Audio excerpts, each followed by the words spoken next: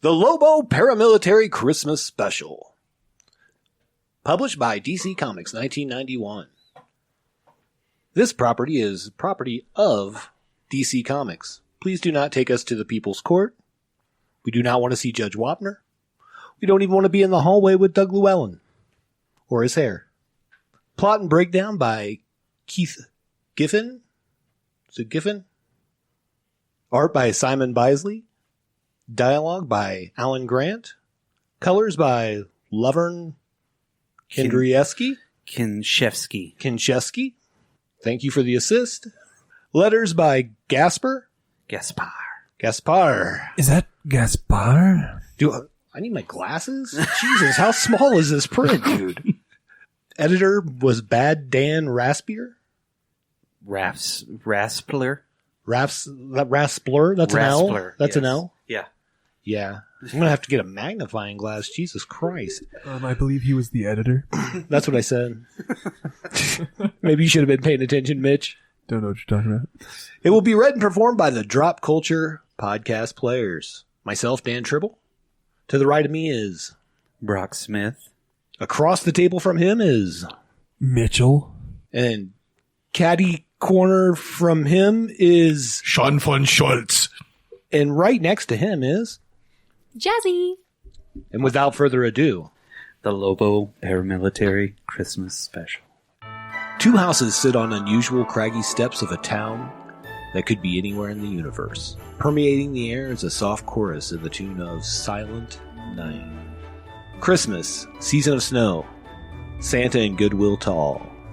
When even alien worlds dust off their Bing Crosby albums, stock up on mincemeat pies, exchange seasonal gifts, and get down to some serious revelry. At this joyous time, spare a thought for those who, through no fault of their own or mere stupidity, have little cause and less ability to celebrate at all. Inside one of these houses, we find two parents getting ready for Christmas. Well? Shut up, I'm thinking. Don't strain yourself. I can't believe you. Getting fired a week before Christmas. Such timing. Don't start, orifice. Rigging toilet breaks? What a moron. A guy's got a dump, babe. And just what do you think their reaction is going to be the day after tomorrow? I shudder to think. Blame yourself. You were the one that wanted a big family. Don't be erratic. I only wanted to get laid regularly. Just what I'd expect from you, Fat Doug. I'm telling you, you'd better come up with something fast. Oh, God. I keep seeing the Gearsons after their brood got done with them. Jeez, you could have got Joe in a matchbox. Exactly. And take it from me, I don't plan on squeezing in beside him. Okay, I get the picture. Fraggin' stupid time of year anyway. Jolly my butt. Whoever invented Christmas ought to be roasting in hell. Dad walks to a closet and grabs a huge machine gun from a wall full of them. Sorry, kids, but you know what they say.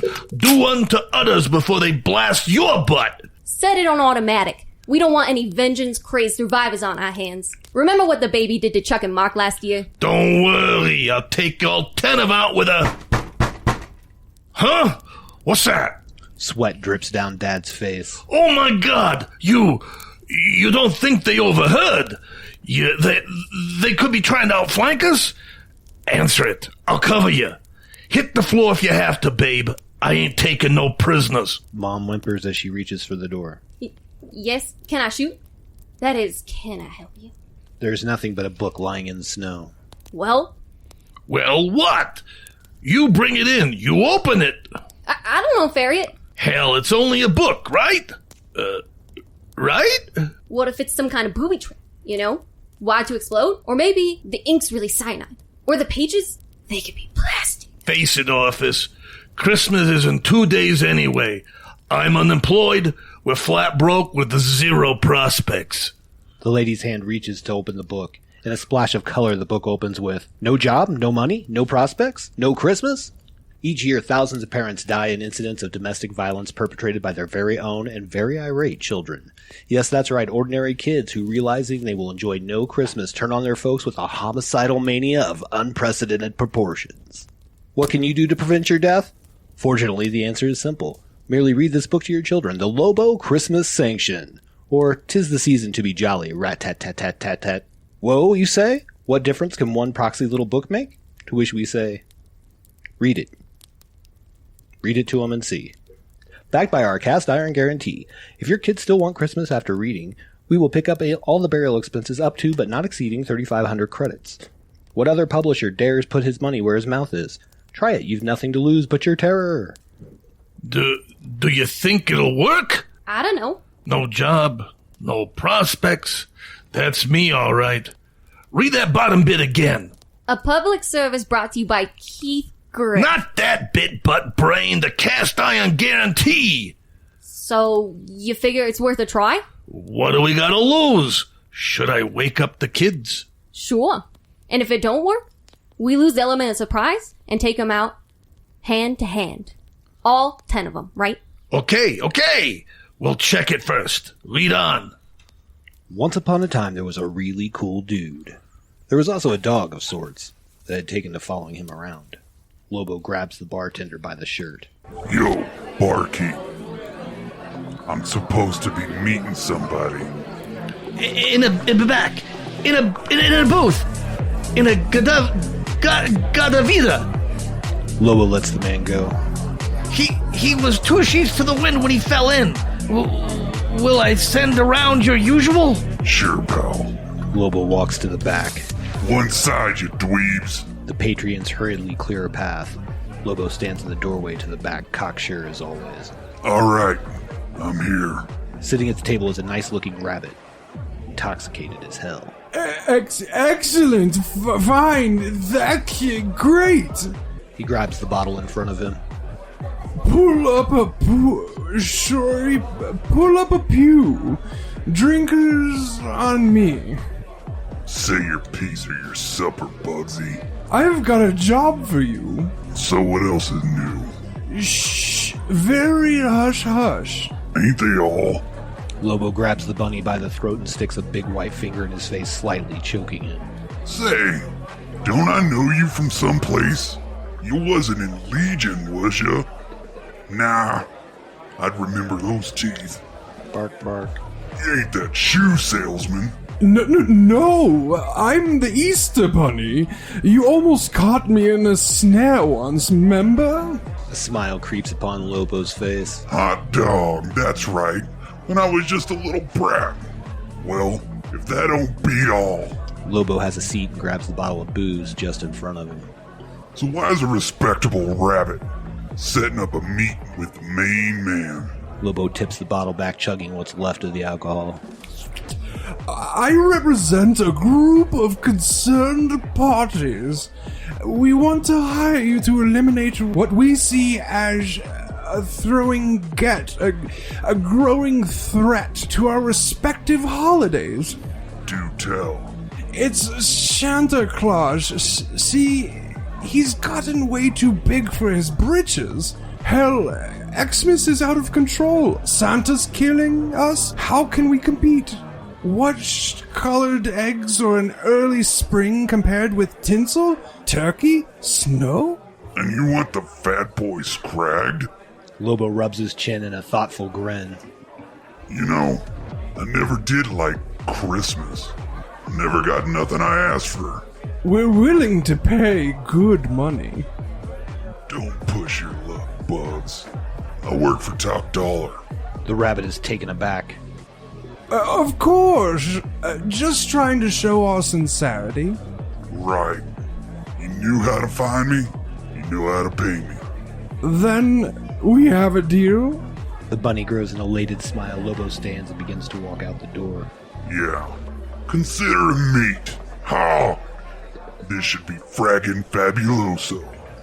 Lobo walks past the barkeep that he accosted earlier. Everything to your liking, Lobo? Lobo half looks back in his general direction. Shut up. Lobo exits the bar and starts to walk toward his trusty space hog, all decked out in the latest and greatest. Lobo looks down at the dog. Ain't life just a bowl of buns sometimes? Off in the distance of the night sky, you can see Lobo's favorite space dolphins floating in the moonlight. He starts going through his various weapons, getting ready for what he expects will be a fragging good time. Clip after clip is put in his gun, a knife finds its sheath, his belt clicks together full of extra ammunition. The mega gun he grabs racks with excitement. A drooling smile forces its way onto the main man's face. Ho, ho, ho. Far to the north, in the land of everlasting ice, lies the stronghold of Santa Claus. A brutal dictator repeatedly slammed by Amnesty International, he ran his empire with an iron fist. Planned malnutrition kept his family small in stature but fighting fit and fierce as ferrets. Only highly sophisticated public relation techniques and a once-a-year charity splurge kept his image smooth with the public. Jolly Santa Claus, the world called him, but his slaves knew him better as Chris Crusher Kringle. The telescoping view of a pair of binoculars survey the compound from afar. Lobo is behind them as he starts his assessment of the scene. Only 2 guards. Talk about over-fragging confidence. Probably figured no one dare take him out. Well, he reckoned without the main man. Lobo grabs the gun from his back and sets his sights. Let the revels begin. Yup. 2 silent shots explode the heads of 2 elves guarding the front gates. Lobo now starts running toward the gate. Sweet dreams, suckers. Arriving at the fence, Lobo starts to check for more defenses. Electrified, huh? Shoot, that wouldn't keep out a rogue cream puff. The main man's hands place a package on the fence with the timer set at 30 seconds. Let alone a state-of-the-art Sears and Roebuck 15 microton boomer. Lobo quickly finds some cover. Like the badass that he is, his back is turned from the impeding explosion. Do your stuff, babe. The explosion rocks the entire compound with a hot flash of boom. Lobo assault is finally happening. The glee comes from his mouth like a choir of angels, albeit drunken Sarzinian. Company! Meanwhile, inside the compound, the shit has hit the fan. Sirens ring out an ear-splitting level, while the working elves look for what's going on. Is that the tea break, Huda? New guy, huh? We only break once a year. On Midsummer's Eve.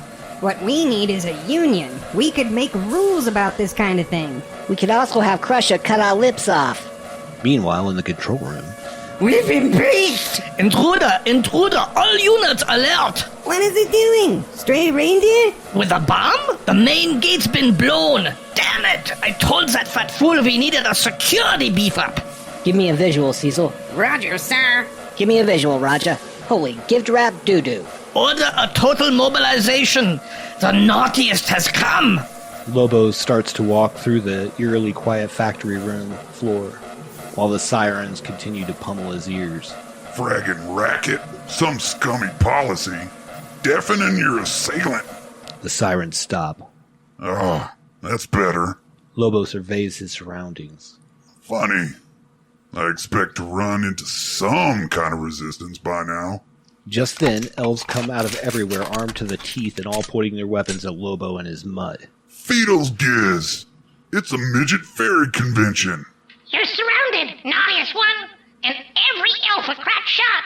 Throw down your weapon and put your hands above your head. Surrender now! Up yours, cream puff. The main man don't know the meaning of the word. Tell you what, though. Come on down here and I'll show you something else candy canes are good for. Sacrilege! Steady, Byron. He wants to rile us. Have it your own way, men!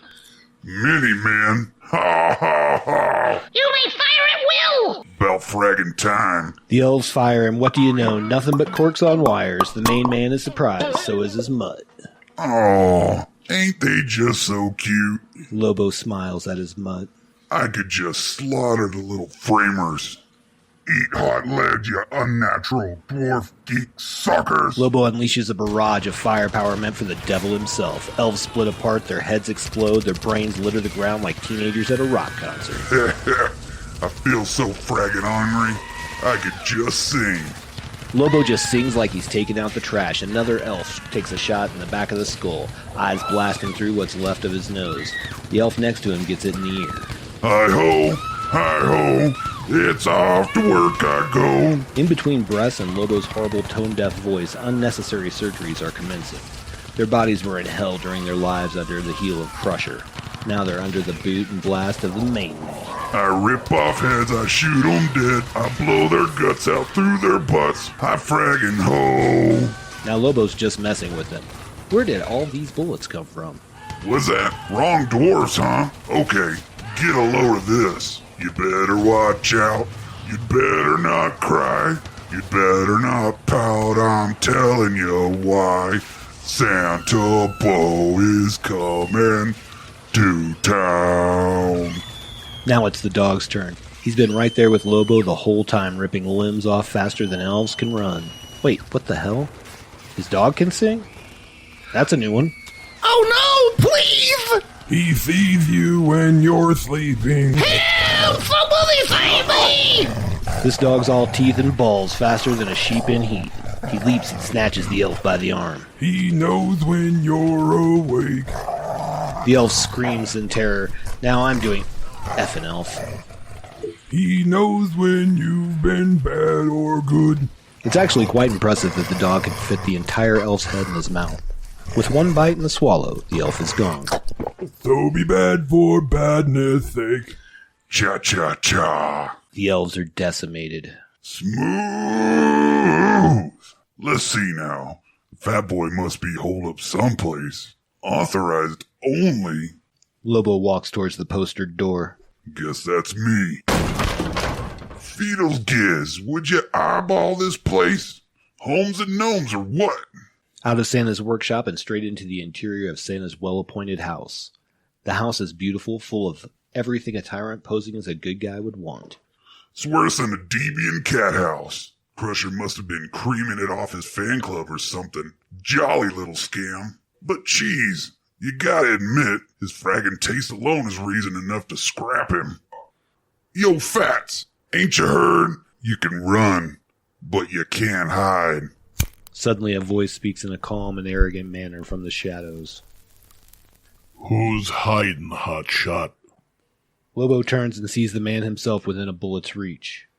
So, you're the man, huh? Santa Sneckin' Claus, a.k.a. Father Christmas, Kris Kringle, Big Bloody Nick, the Crusher. Done your homework, boy. Finally, the fat guy appears. His cigar is giant. He sits in what resembles Archie Bunker's favorite chair, while behind him stands a giant gorilla. But please, call me Chris, or Sir. This is my roommate, Kong. Can he fetch you a drink? Lobo stands with his gun fixed on Santa's head. In your beard, lard ball. Pucker up. It's payback time for a miserable childhood. No, that hardly seems fair. It is if you're standing in my shoes. Chow, Whiskers. Okay, if gunning down an unarmed mythic symbol is the only way you know, go ahead. Shoot. Don't make me laugh, man. This is just the fast track to the only possible outcome. So you say. Sounds like an excuse to me. Santa continues to puff at a cigar. Of course. If your lily-livered afraid of poor old Coot could take you out in a fair fight. Lobo snarls like a rabid dog at the thought of Santa's insult. Bad move, Clyde. Now your death will take 10 times as long. They enter the adjourning room as Santa begins to move furniture. Why in here? Room to maneuver, boy. I like a little space. You did say I could choose weapons. Whatever you want. Just snap it up, will you? Lobo sees a machine in the distance, an Elfomatic cloning machine. Or are you hoping I'll die of old age? I'm not exactly new to this, you know. I used to be quite the cut-up in my youth. Santa grabs a pair of huge knives. Ho, ho, ho! Cut-up, get it? Santa throws Lobo one of the knives. Hardy fraggin' har. Now, you done yakking? Shivs, huh? Suits me. Any particular reason? Oh, I find a good sharp blade works best on the particularly naughty. Blow it out your butt. Sure. Now, you about done yakking? Famous last words, fatso. The fight begins with a controlled but furious attack from Santa. The knives clash. Then they clash with skin. Both sides inflict damage. Not bad, Sonny, but you're playing the big time now. Santa flips Lobo over his back, but Lobo is not fazed. Come on, old man. Make it easy on yourself. You'll never take me. Is that a fact now? Lobo lands a massive blow to Santa's head. Santa's eyeball pops from its socket, but stays attached like a yo-yo. Santa, rocked but not out, exclaims as he lands an earth-shattering punch. That is it. Die, you naughty bastard. You wish, sucker. Lobo lands another head blow as Santa cuts into his arm, slicing from shoulder to elbow. Santa now pleads as he knows he's been bested. His face bloodied and bashed, his white beard now stained with his own blood, and his eyeballs still dangling. Look, maybe we can make a deal. Sounds cool, but the bunny's already paid for you, and the main man always delivers. Santa's head snaps back like a rocket as Lobo rocks him with a headbutt. Lobo's right hand slashes at the neck of the fat man, cleaving it clean off.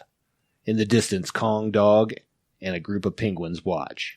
Free of the tyrant at last! 3 cheers for the mean man! Lobo stands admiring his latest victory. Season's greetings, Fats. Jerk, the idiot might have stood a chance against anyone else, but they don't call me Mr. Machete for nothing. Can't blame the old goat for trying, though. This is some sweet deal he's laid down here. Lobo sees a closet full of sex toys, rubber toys, gimp outfits, whips, and everything a depraved bastard would need. You only gotta work 1 day a year, and all the elves you can handle. If you're into little guys with pointed ears, that is. Lobo makes his way toward the exit. He sure spin out on this place. Everything's state of the art. Might be something lying around I could put to use. Lobo swings the door open to find a room with the naughty and nice list. Oh, I love a job with fringe benefits. Wee doggy, I am impressed. Sees, would you look at that data bank? Must have every name in the world up there. What a waste of all this great crap. Unless he was blackmailing them, of course. Lobo looks up at the nice list. Nice, huh? Future prey is what they are. Victims in the making. Then over to the naughty list. And these guys could be definite trouble. A potential source of competition. The bastages. Lobo pauses for a moment and stares in thought. Okay, main man. How can we put this little windfall to good fragging use? You don't spend your life with, earn your living from, weapons of death and destruction without picking up a little technical know-how along the way. Lobo now sits upon a giant machine cranking out what looks like bombs on an assembly line. Screw those warheads on good and tight now, Kong, and make sure the little boogers is armed. Lobo now stands back and sees the fruition of his work. A warehouse that once held toys now holds a stockpile of bombs that would make Gorbachev cream in his pants. Nice job, if I say so myself. One frag of a lot of brats are in for a frag of a heavy-duty Christmas. Now to arrange the transport. Lobo, Kong, Mutt, and the penguins make it out to the snow. Sometimes the old ways is the best ways. Like there's nothing wrong with a little tradition. Oh, boys! Uncle Lobo's got a job for you. Rudolph the mutant reindeer was very aptly named. He had a fraggin' monster schnozzle of which he was ashamed. Then one starry Christmas night, Lobo came to say, Rudolph, lead my sleigh tonight, or I'll blow you away. No, never. You're naughty, much too naughty. Lobo keeps his word and shoots Rudolph. Your choice, guy. Now the sleigh is loaded to high heavens, and Lobo stands admiring. Ho, ho, fraggin' ho. All right, you walking entrees. Pucker up. We got work to do. We? Are you tired of living? Shh. Let's get the show on the road. Yeehaw! Lobo fires a shot in the air. The sleigh takes off in a flash. On Fragger. On Bastage. On, Scuzzball. Let's see if I inputted this baby right. Bringo! This is gonna be the best Christmas ever.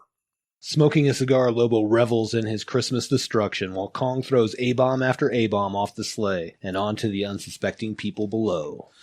Let 'em rip, Kong. Give those suckers the old seasonal boom. So it came to pass that on a midnight clear a new star rose in the east, and the naughty learned just what happens to those who threaten the main man's peace of mind. And the nice, well, let's just say they learned young what it meant to be innocent victims. Incredible! A literary masterpiece! And better, it might just work. Might? Hells, there's no way it can't work. It's a snacking godsend. The kids will be eating out of our hands. Saved! We're saved! Oh joy, we're saved! Come on, read the last page. Maybe it gets even better. Right? Here we go. Let's see now. As the couples turn the last page, their eyes see the words, "This book good for one read only. Gotcha, suckers." Then, the book disappears. Oh God. Oh God, oh God, oh God, oh God, oh God. Dad grabs the gun again and heads for the stairs. Don't fret, honey. I'll say goodnight to the kids for you. The still air catches the sound of the father's gun going off in the distance as we hear the faint sound of Silent Night, Holy Night being sung in the distance. Merry Xmas, compadres. Ho, ho, fraggin' ho.